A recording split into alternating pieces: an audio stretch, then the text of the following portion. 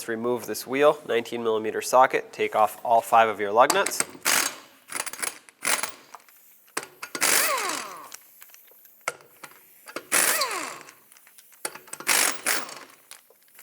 With this last one, the hubcap is going to want to come off if you have one. So just keep that in mind. Take that off, remove the wheel, give it a couple taps if it's stuck. Inside the trunk, you have to take down this cover here, or the side carpeting, and right behind it you'll see 2 nuts, one on this side right here, the other one is a little more difficult to see, but it's right back there, basically on the opposite side. 15mm nuts. Leave this one on a few threads. Alright, that's off. Take this one off the rest of the way. I did that just in case the whole strut wanted to fall down. On the bottom side, you'll see an 18mm nut right here. Use the socket on that one, and then you have to hold the bolt side with an 18mm wrench. Take that off. The bolt is spinning, which is a good sign. Sometimes they get frozen in there. I'm going to put the nut back on, make it flush with the end of the bolt, and I'm going to use my hammer and drive the bolt through. Okay.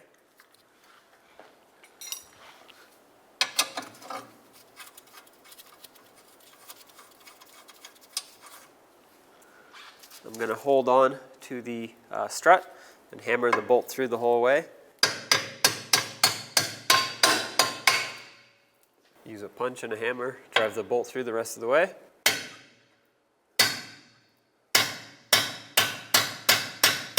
Pry up on the strut, or whichever way you need to, and remove the bolt. There we go. There's the bolt.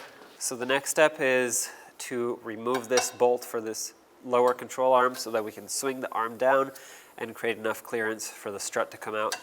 I'm going to hold this bolt with an 18mm wrench, put my socket on the nut side.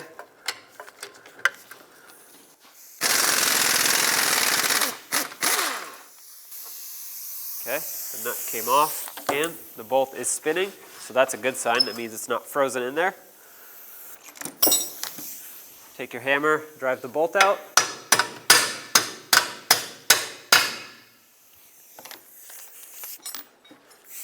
Okay, here's a little trick. Use your wrench and your socket. There we go.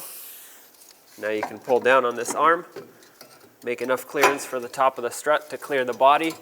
Then you can pull this up and out, and there it is. Now take your strut assembly, slide it down.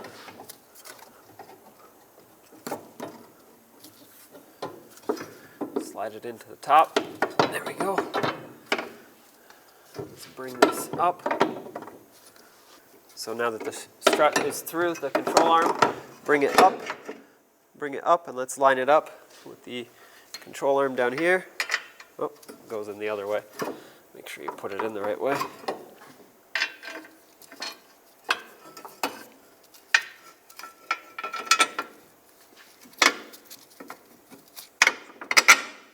Okay. You can use a hammer to drive it through.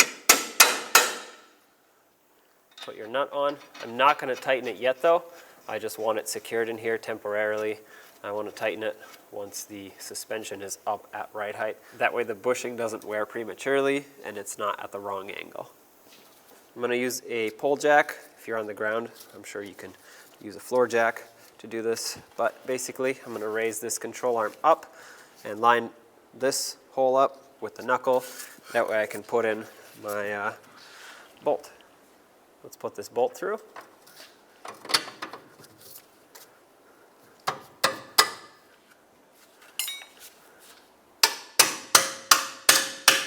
Put the nut on the other side. Tighten it up and torque it to 77 foot-pounds.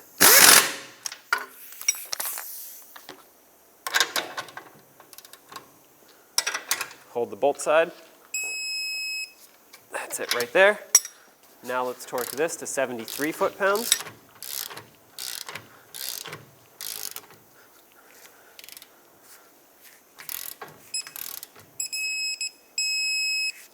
.73 right there. Now we can remove our support and lower the suspension down. There you go. Let's put the two top mounting nuts back on.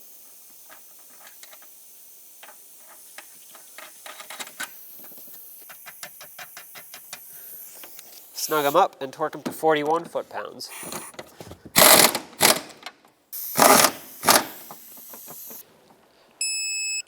That's one. And that's two. Put this side molding / carpeting back.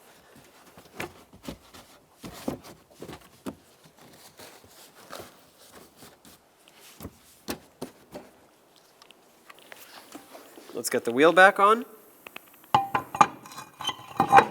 Now before you put on your lug nuts on this, because we have a hubcap that actually gets held on by the lug nuts, you have to put this on first.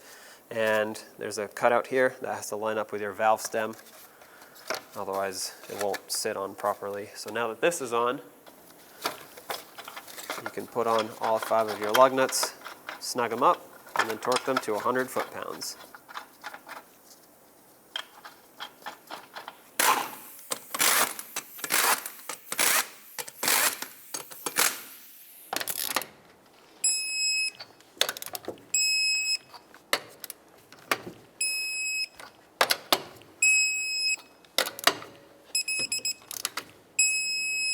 There you go.